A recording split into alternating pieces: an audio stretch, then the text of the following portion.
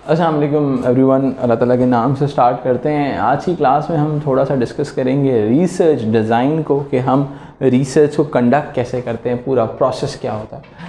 बहुत basic level पे मैं आपको भी आज पढ़ाऊँगा। इसका जो एडवांस लेवल होगा वो आप यूनिवर्सिटी में जाके पढ़ेंगे कि भाई how to design the research and everything, ठीक है। हम अभी इसका कॉन्सेप्चुअल लेवल पे स्टडी करेंगे कि भाई कॉन्सेप्ट्स क्या क्या इसके साथ इन्वॉल्व होते हैं। आज के लेक्चर के अंदर मैं बहुत सारी चीज़ें चॉइस ऑफ रिसर्च के हवाले से बात करूँगा। कि देखें, जब आप रिसर्च डिज़ाइन की बात करते हैं तो आपको चॉइस ऑफ मेथडोलॉजी का भी पता होना चाहिए कि आपके पास किन हालात में कौन सी मेथडोलॉजी यूज़ करनी है और कौन सी मेथडोलॉजी यूज़ नहीं करनी, ठीक है जी। तो आज हम डिस्कस करेंगे रिसर्च डिज़ाइन के, how to conduct the research, हम रिसर्च को कैसे कंडक्ट करेंगे, ठीक है। अच्छा जी,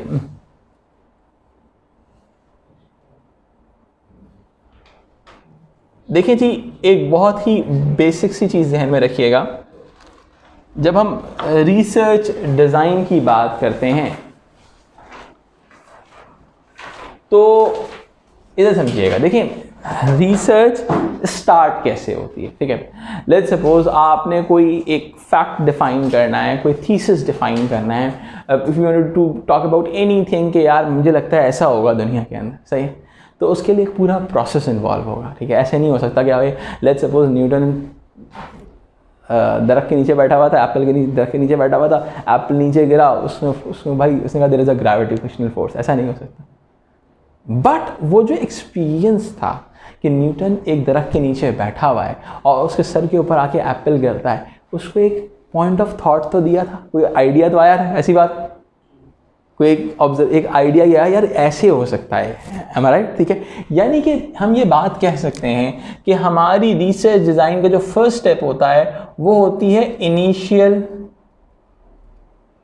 ऑब्जर्वेशन, ठीक है। आप इस इनिशियल ऑब्जर्वेशन की बेसिस के ऊपर अपनी रिसर्च के डायनेमिक्स को सेट करते हो, am I right? कि यार ये होने वाला है, समझ आई बात। ये नहीं, लेट्स सपोज आप ह्यूमन बिहेवियर पे स्टडी कर रहे हो, आप देख साथ में बोला यार किसी इंसान को थप्पड़ मारे तो कुछ नहीं होता, आपकी एक इनिशियल ऑब्जर्वेशन थी, सही है। किसी को लात मारूंगा तो वो मारेगा मुझे, it could be like that, initial observation की बेसिस पर हो सकता है, सही है।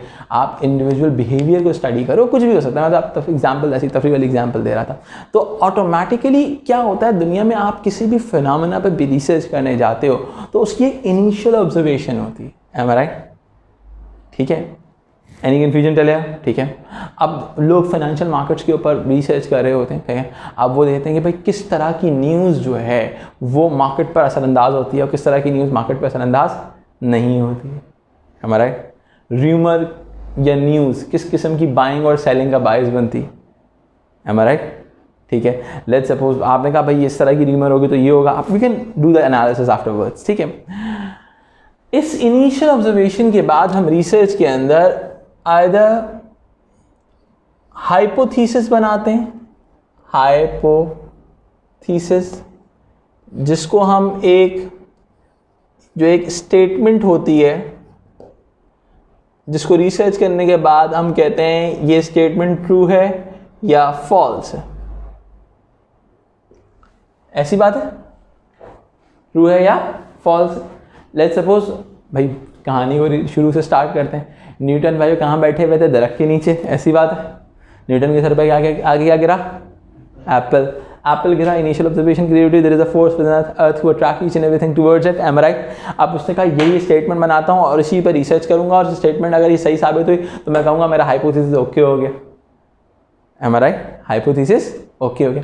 लेकिन हाइपोथेसिस नॉर्मली आपके पॉजिटिविस्ट जो होते हैं ना वो हाइपोथेसिस को यूज़ करते हैं, बिकॉज इसकी वजह ये होती है कि हाइपोथेसिस जो होता है वो क्लोज एंडेड स्टेटमेंट की तरह से होता है, ऐसा होगा या नहीं होगा। देयर इज आप कोई फैक्ट को आइडेंटिफाई करने के लिए जा रहे हो, किसको आइडेंटिफाई करने के लिए जा रहे हो, फैक्ट को। ये स्टेटमेंट दरअसल कोई एक फैक्ट को डिफाइन करने के लिए काम आ सकती है, समझ आई बात। ओपन एंडेड नहीं है कहानी, सही है। हाइपोथेसिस एक टर्म होती है जिसको कहते हैं हाइपोथेटिको डिडक्टिव अप्रोच, हाइपोथेटिको डिडक्टिव अप्रोच।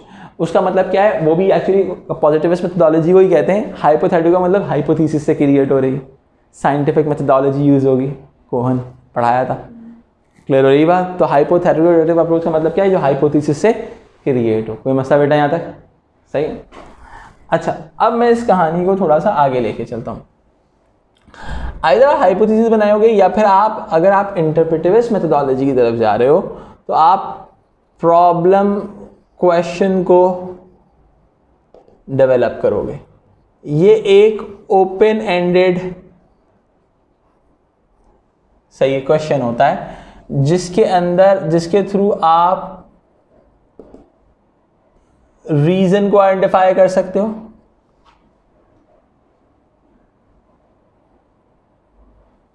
सही है।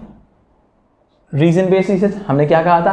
Positivist are going for the facts, interpretivist are going for the reasons. Am I right? Clear हो रही है बात?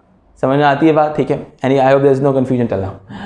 अब जब आपने हाइपोथेसिस क्रिएट कर लिया, आपने वो क्रिएट कर लिया, इनिशियल ऑब्जर्वेशन में हाइपोथेसिस क्रिएट कर लिया, अब आप देखो, अब आप रिसर्च को आप एक देखो, एक होती है एक मेन रिसर्च होती है और एक होती है पायलट स्टडी होती है। क्या होती है?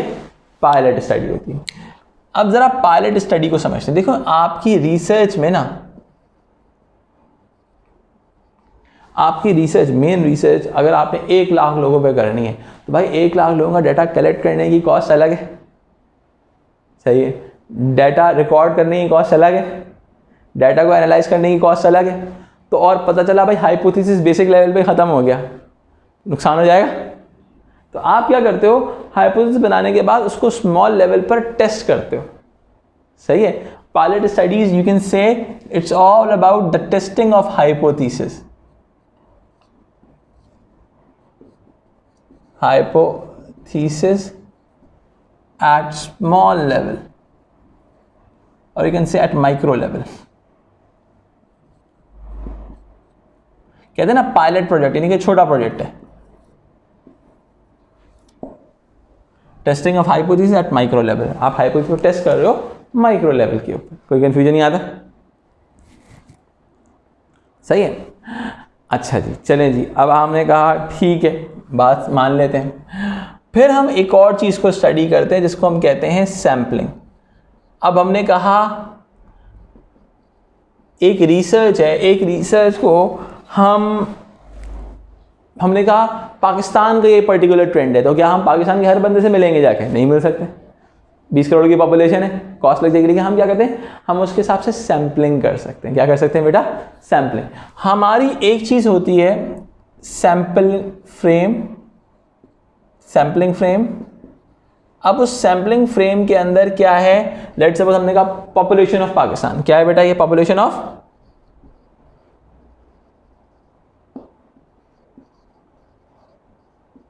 अगर हमने कोई एक रिसर्च डेवलप की थी, पॉपुलेशन ऑफ पाकिस्तान हमारा सैम्पल फ्रेम हो गया। M I right?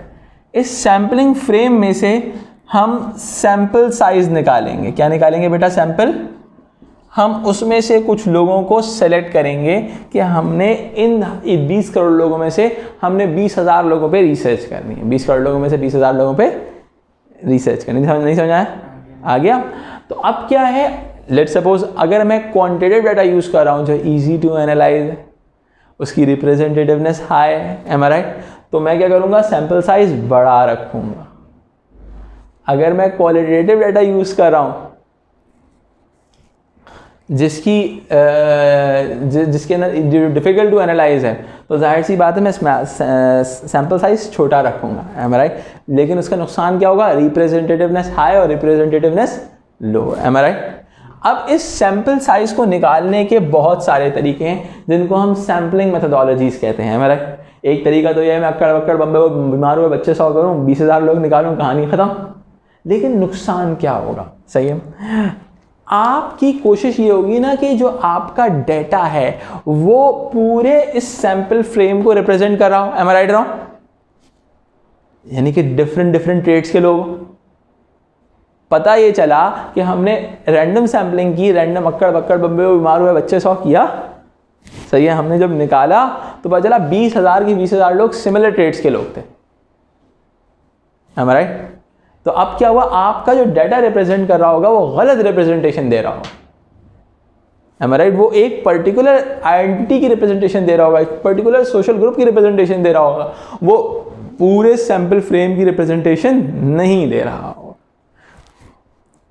Everything is fine. Now if you move forward तो हमारे पास सैंपलिंग के दो बेसिक तरीके आते हैं, सही है। एक होती है हमारे पास प्रोबेबिलिटी सैंपलिंग,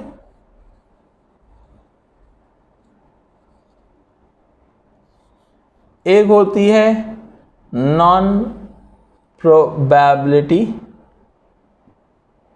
सैंपलिंग, ठीक है। अब प्रोबेबिलिटी सैंपलिंग में क्या होता है बेटा, प्रोबेबिलिटी सैंपलिंग में ये होता है कि आपके सैंपल फ्रेम में मौजूद हर कैरेक्टर का, हर रिस्पोंडेंट के आने का चांस होता है। रैंडम सैंपलिंग कर रहा हूं, प्रोबेबिलिटी है ना, सही है। अगर मैं कहूं किसी एक बंदे के तुम्हारे जो है तुम्हारी प्रोबेबिलिटी क्या निकलेगी, अगर 2 करोड़ की पॉपुलेशन, 20 करोड़ की पॉपुलेशन के अंदर से तुम्हारी प्रोबेबिलिटी क्या है, ठीक है। मैं कहूँगा 1:20 करोड़, मैथ्स वाले भाई ऐसा ही होगा। 1:20 करोड़ की इसकी प्रोबेबिलिटी कम है तुम्हारे आने की, लेकिन है ज़रूर, ऐसा ही है ना, ठीक है। वरना कुछ केसेस में तो होगी नहीं प्रोबेबिलिटी। अब नॉन प्रोबेबिलिटी में ऐसा कोई सीन ही नहीं, कोई आ सकता है लेकिन नहीं आ सकता, क्योंकि इसमें हम डिफरेंट फॉर्मेट्स को फॉलो कर रहे हैं। पहले हम प्रोबेबिलिटी को डिस्कस करते हैं, ठीक है। हमारे पास सबसे पहले जो इसमें टाइप आती है वो आती है रैंडम सैंपलिंग।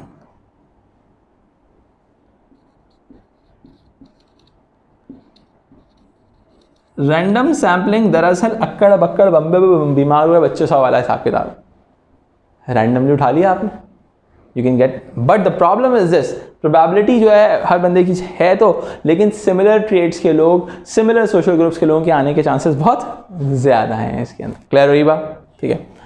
फिर अगर मैं बात करता हूं स्ट्राटिफाइड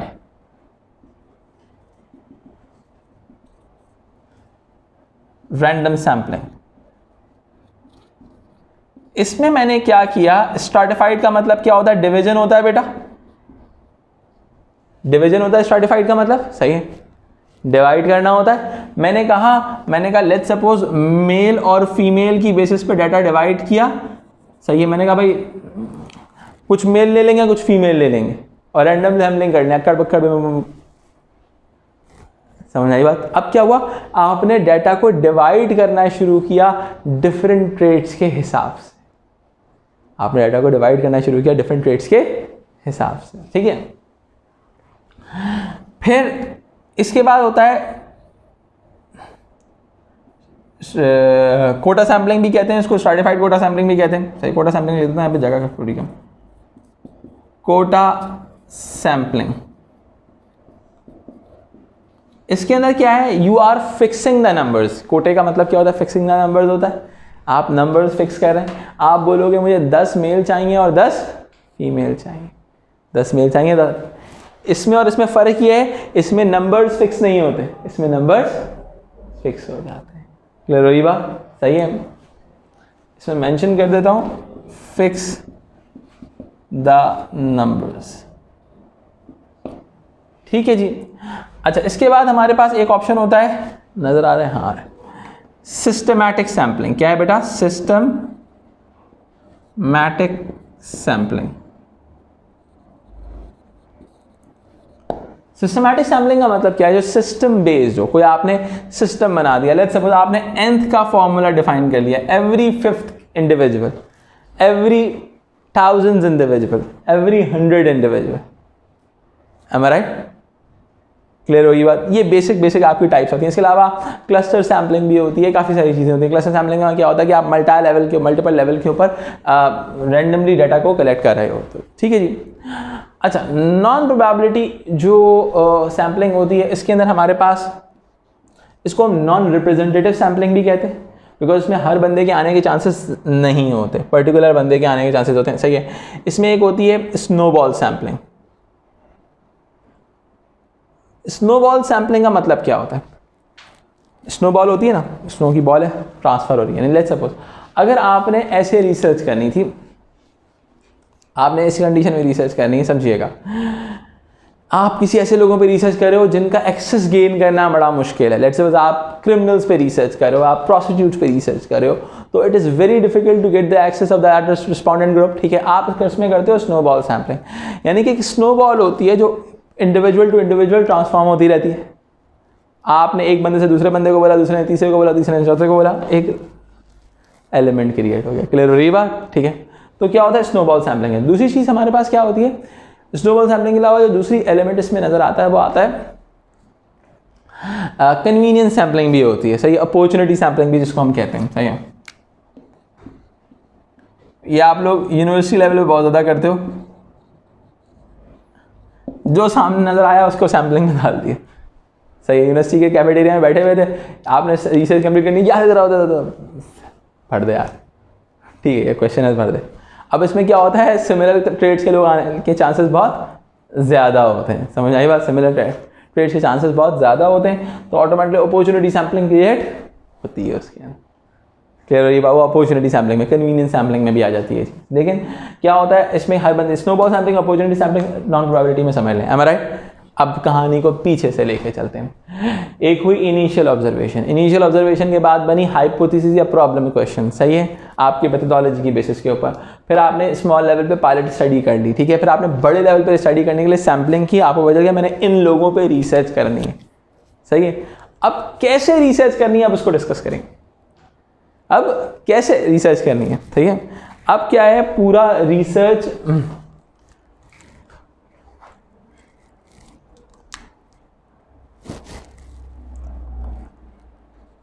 फिफ्थ पे कलेक्शन ऑफ डेटा, ठीक है। अब कलेक्शन ऑफ डेटा के अंदर क्या है, इसमें आपकी टाइप ऑफ मेथडोलॉजी भी आ जाएगी। मैंने आपको इससे पहले वाली वीडियो में बताया था, प्राइमरी क्वांटिटेटिव रिसर्च होगी, प्राइमरी क्वालिटेटिव रिसर्च होगी, सेकेंडरी क्वांटिटेटिव रिसर्च होगी, सेकेंडरी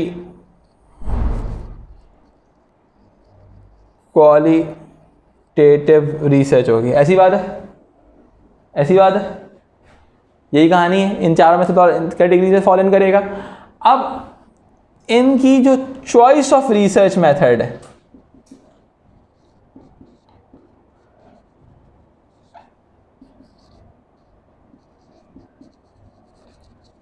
मेरे आज के लेक्चर में आपको बहुत सारे छोटे छोटे टॉपिक्स हैं, रिसर्च मेथड के सारे कवर हो जाएंगे वो इसके अंदर, ठीक है।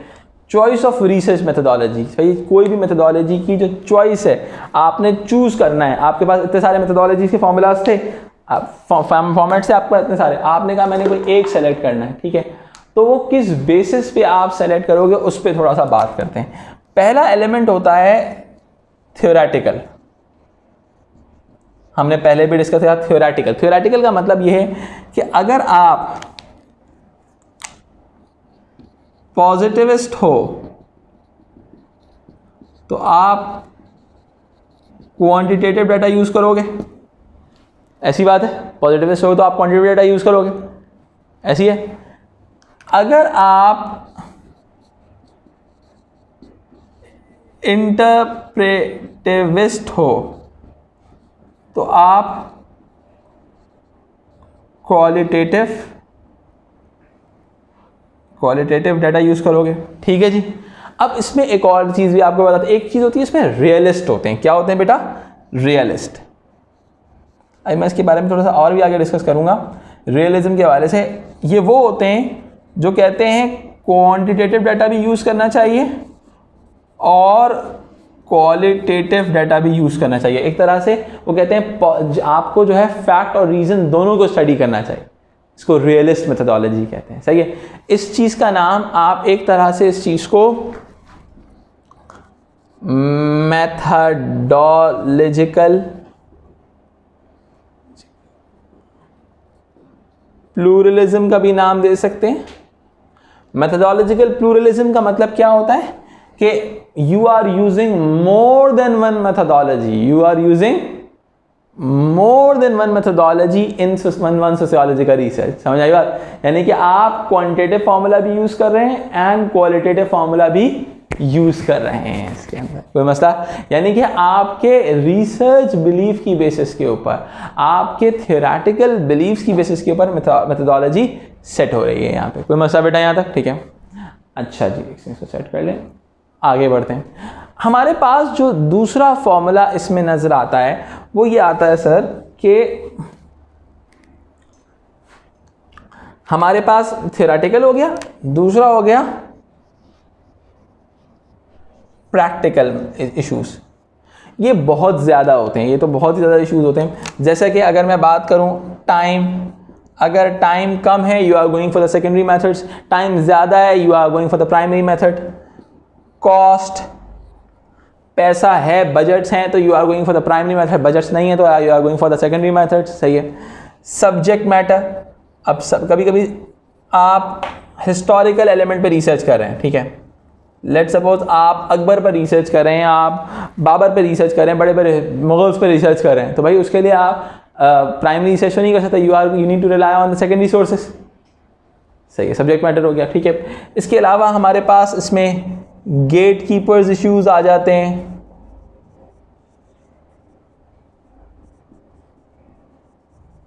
और प्रैक्टिकल में तो कोई भी चीज़ प्रैक्टिकली प्रॉब्लमैटिक हो वो हम उसको डिस्कस करेंगे, ठीक है जी।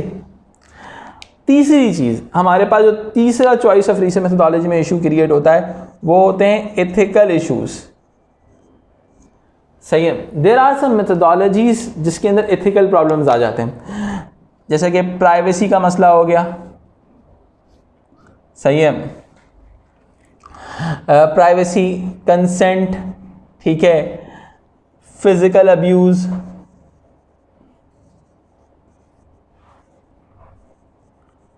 इमोशनल अब्यूज हो सकता है किसी का। अब वो मैं आपको मेथोडोलॉजी बता रहा हूं जहां पे एथिकल इशू सबसे ज़्यादा रेज अप होते हैं।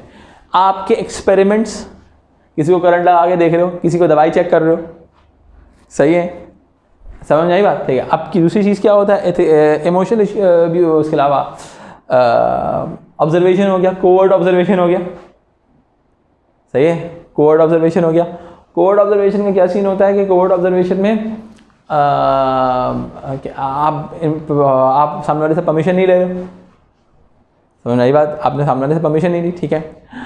अब जब आपने परमिशन नहीं ली तो उसके हिसाब से भी एथिकली ये बात सही नहीं है, कंसेंट एंड प्राइवेसी में मसला आ जाएगा, ठीक है। अब क्या हो गया, आपने जो है कलेक्शन ऑफ डाटा कर लिया, एनी कन्फ्यूजन टिल है, ठीक है। अच्छा, अब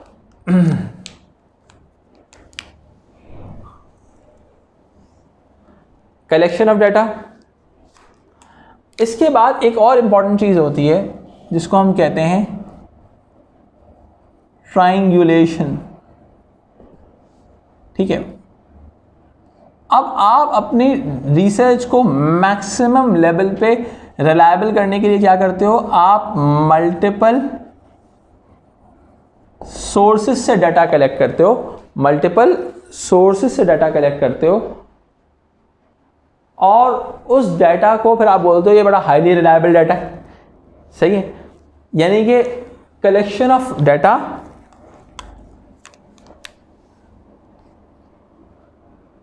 कलेक्शन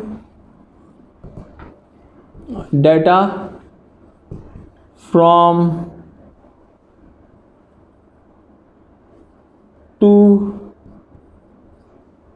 or more sources, सही है। Collection data from 2 or more sources, समझ आई बात, तो मैं बेटा। अब इसके ना तरीके बहुत सारे होते हैं। पहला ट्रायंगुलेशन का तरीका होता है रिसर्चर ट्रायंगुलेशन। इसके अंदर आप क्या करते हो, मल्टीपल रिसर्चर्स इन्वॉल्व करते हो, am I right, multiple researcher involve. आपका टारगेट क्या है, आप you want to get a highly reliable data जो मल्टीपल सोर्सेज से टेस्टिफाई हो सके। एनी कंफ्यूजन टिल है? अच्छा जी, फिर हमारे पास क्या होता है, डाटा ट्रायंगुलेशन।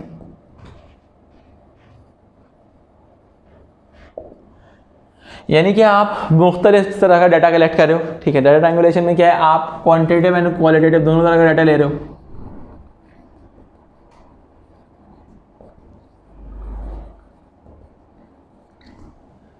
ठीक है, डाटा ट्रायंगुलेशन फॉलो कर ली, ठीक है। इसके अलावा हमारे पास सॉरी इसमें ये भी हो सकता है, इसमें एक और चीज़ जा सकती है, मैथडोलॉजिकल ट्रायंगुलेशन। इसमें क्वांटिटेटिव क्वालिटेटिव आ जाता है, डाटा में multiple sources data, secondary quantitative data भी आ सकता है, सेकेंडरी डाटा भी आ सकता है, इट डिपेंड्स ऑन दिस, ठीक है। तो मैथडोलॉजिकल ट्रायंगुलेशन, जो मैथडोलॉजिकल ट्रायंगुलेशन होती है वो एक्चुअली मैथडोलॉजी के प्लूरलिज्म और आपके रियलिज्म के बहन भाई हैं सारे, है। तो परेशान नहीं होना, मैथडोलॉजी का प्लूरलिज्म देखो, डाटा ट्रायंगुलेशन देखो, ये भी ट्रायंगुलेशन देख लो, तो ये सारी एक ही चीज़ का एलिमेंट है, ठीक है। अच्छा, फिर क्या होता है जब आपने कलेक्शन ऑफ डाटा कर लिया, रिकॉर्ड कर लिया उसको, तो आपने फिर क्या करना होता है, डाटा एनालिसिस होता है।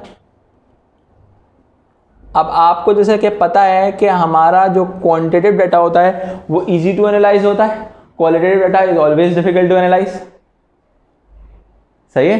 तो अब क्या है कि आपके क्वांटिटेटिव जो है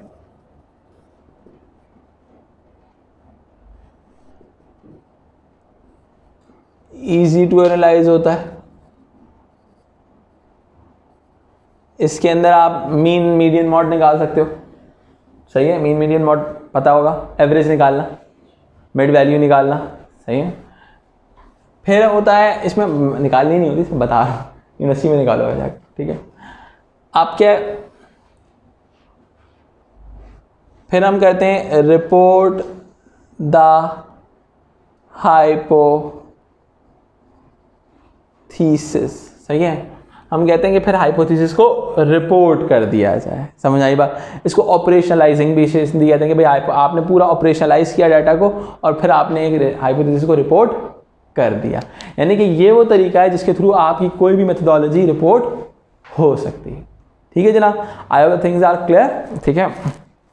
इसके अलावा भी इसके रिविजन लेक्चर्स मौजूद हैं, वो भी आप देख सकते हैं।